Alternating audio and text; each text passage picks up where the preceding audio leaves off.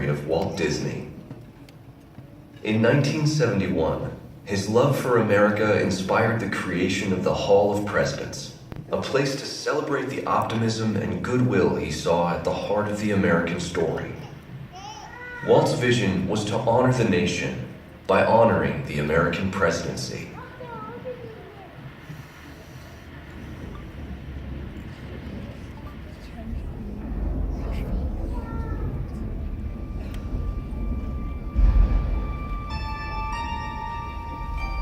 It is 1783, and the smoke is clearing in the wake of the Revolutionary War.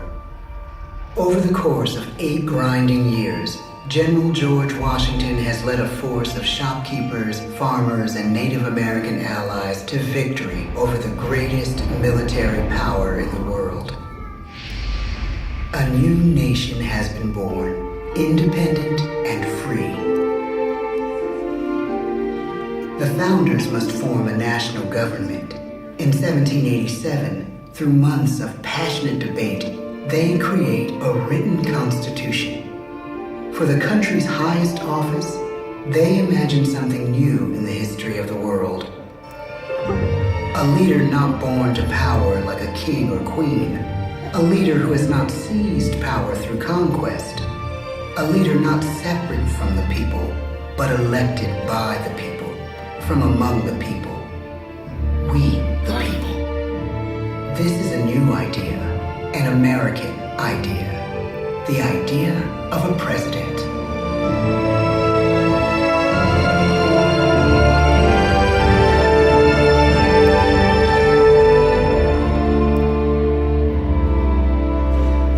The people don't know exactly what a president will be, but there is little doubt who it will be.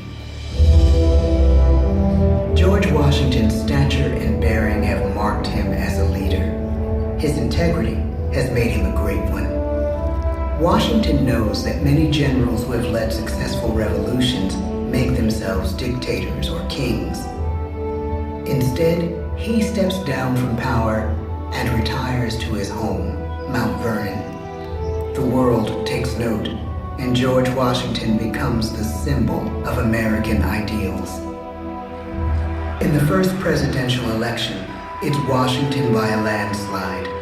The only doubt seems to be his own.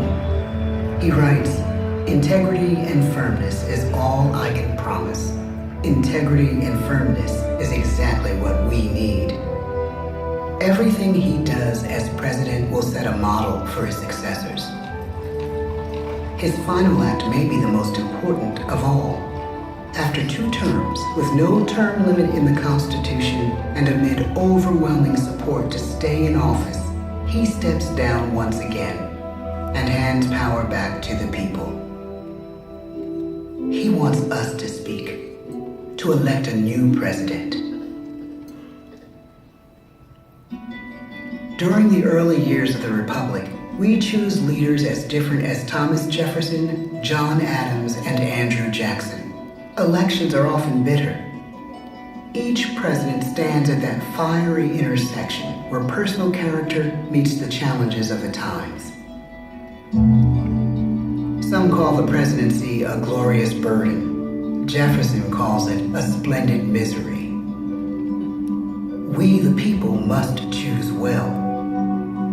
We elect 15 presidents before the course of history brings us to the edge of a crisis like no other.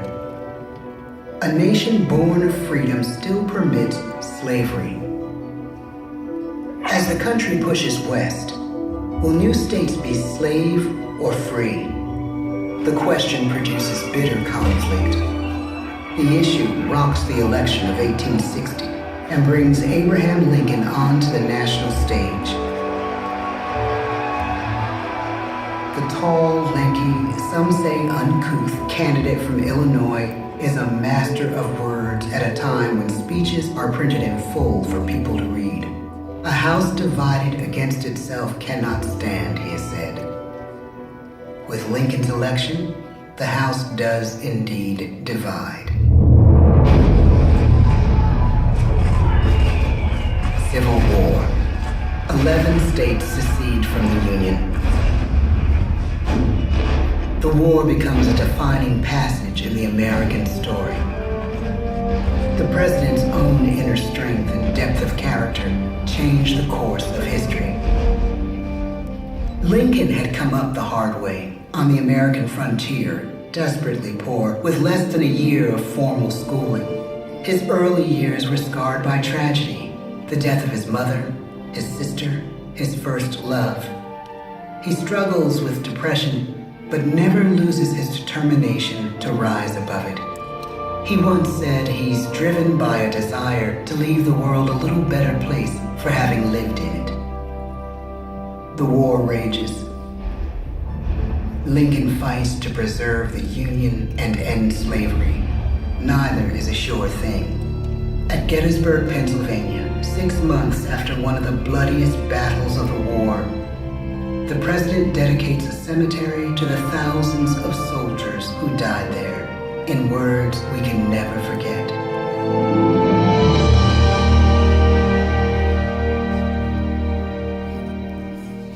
"47 years ago, our fathers brought forth on this continent a new nation, conceived in liberty and dedicated to the proposition that all men are created equal.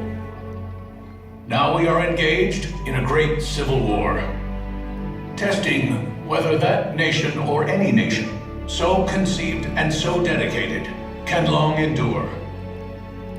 We are met on a great battlefield of that war.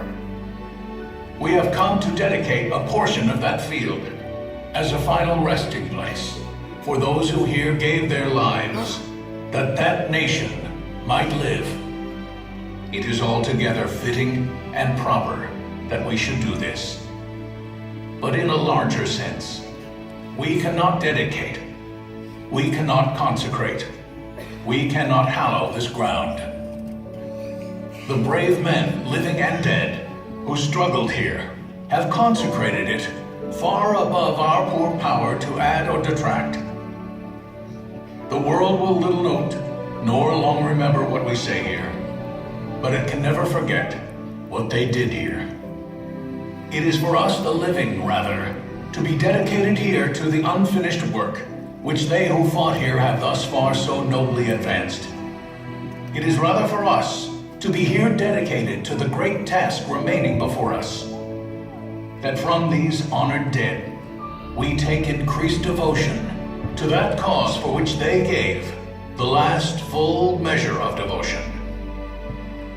That we here highly resolve that these dead shall not have died in vain, that this nation, under God, shall have a new birth of freedom, and the government of the people, by the people, for the people, shall not perish from the earth. The blood of over 500,000 Americans is spilled in this Civil War. President Lincoln's enduring hope is to give true meaning to the sacrifices of so many, to lead us to that new birth of freedom. With the end of the war and the end of slavery, a new birth truly begins. As we roll toward the 20th century, settlers roll west on wagon wheels and railroads connect the nation coast to coast. Millions of immigrants pour in from Europe and Asia. Population doubles. Our economy triples. Our standing among nations rises. We need presidents who can lead both at home and abroad. At the same time, a young Theodore Roosevelt is retreating from New York politics and personal tragedy. The death of his wife and his mother on the same day in the same house. In the Badlands of North Dakota, he rethinks his life and the life of his country. He returns stronger in body and spirit. His renewed energy is just what his country needs.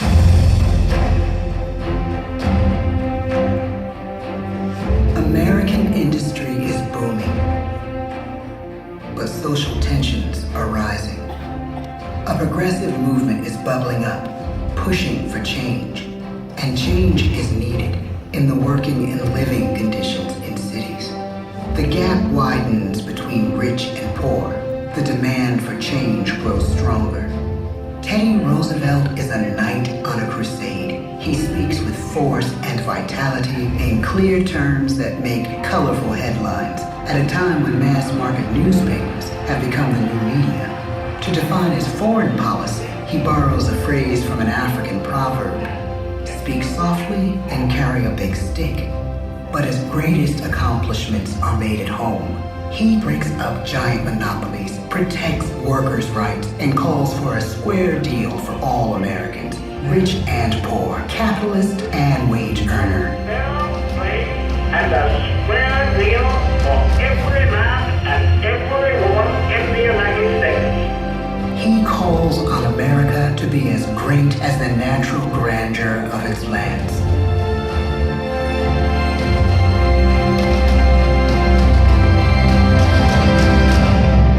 Keep your eyes on the stars and your feet on the ground, he tells us. And we do.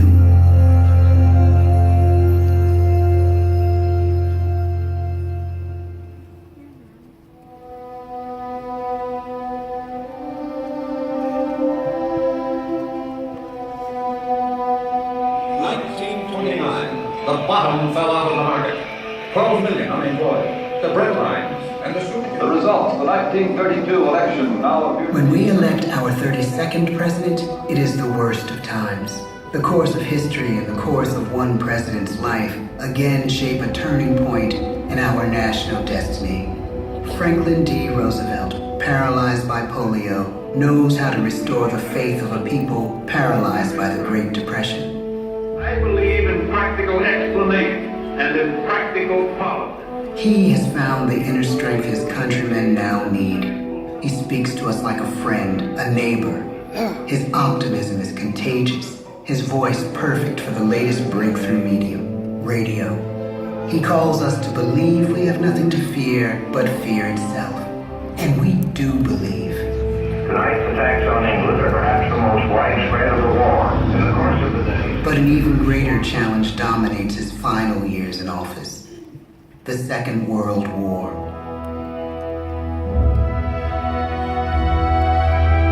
We must be the great arsenal of democracy. This is an emergency as serious as war itself. We stun the world with our production. When bombs fall on U.S. troops in Pearl Harbor, he calls us to fight on the war front and sacrifice on the home front.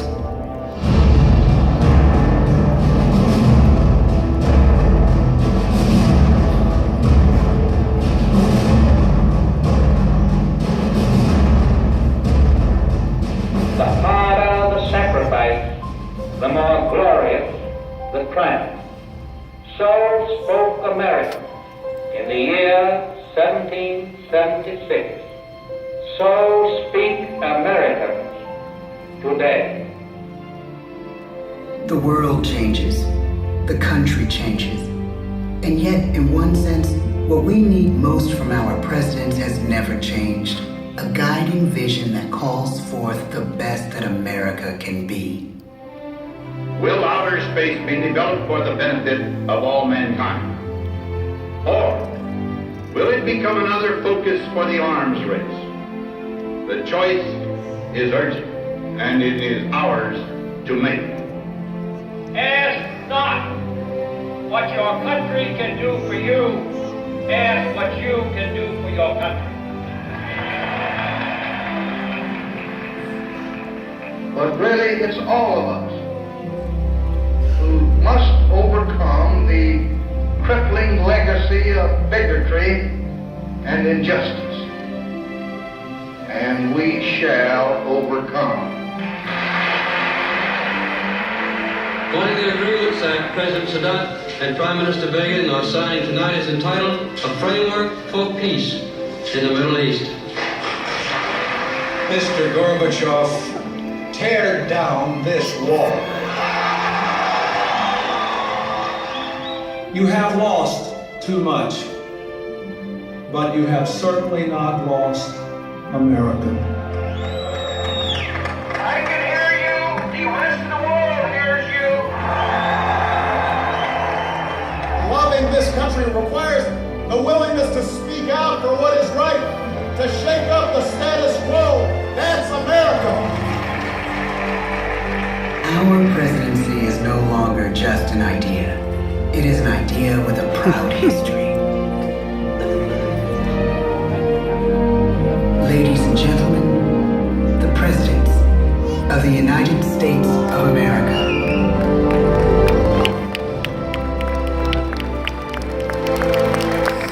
George Washington.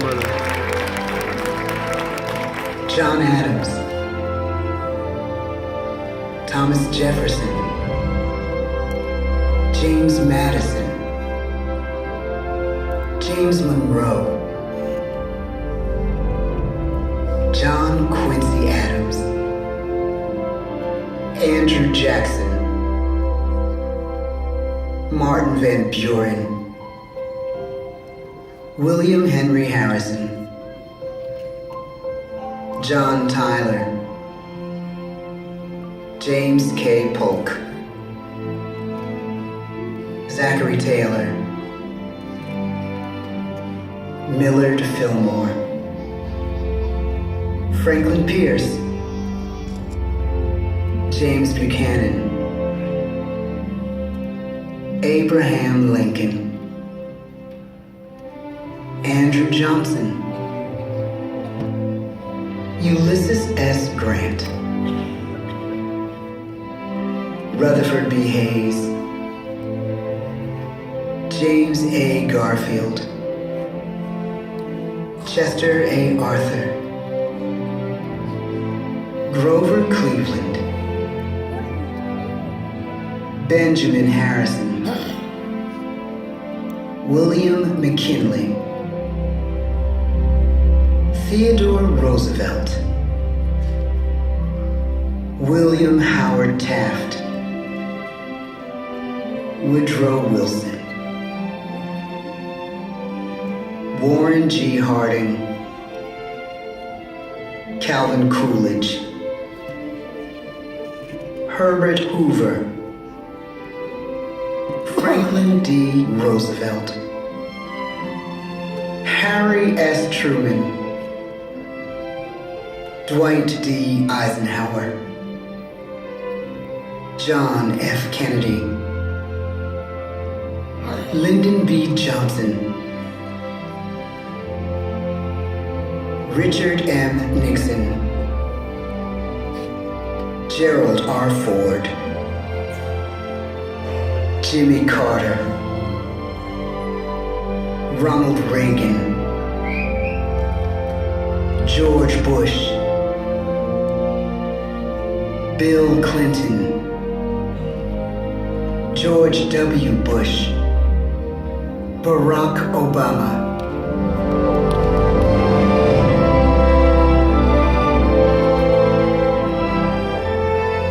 And now we come to the present. Once again, we place our trust in the idea of a president, as we have from the beginning. My fellow citizens, no event could have filled me with greater anxieties than that notification on the 14th day of April, 1789, that you had selected me to lead our nation. But it was with the confidence of my fellow citizens that I took an oath. 35 simple words that have been repeated by every American president throughout history. I, Donald John Trump, do solemnly swear that I will faithfully execute the office of President of the United States and will, to the best of my ability, preserve, protect, and defend the Constitution of the United States. So help me God. From the beginning, America has been a nation defined by its people. At our founding, it was the American people who rose up to defend our freedoms and win our independence. It is why our founders began our great Constitution with 3 very simple words: we the people. Since that moment, each generation of Americans has taken its place in the defense of our freedom, our flag, and our nation under God. These are the achievements of the American spirit. The spirit of a people who fought and died to bring the blessings of liberty to all our people. Above all, to be American is to be an optimist, to believe that we can always do better, and that the best days of our great nation are still ahead of us. It's a privilege to serve as the President of the United States, to stand here among so many great leaders of our past, and to work on behalf of the American people. The presidency of the United States is a role unique in the world, an office entrusted to each president by us, we the people. Therein lies the genius of that new idea, now over 200 years old. A new idea our presidents have turned into a great American idea again and again.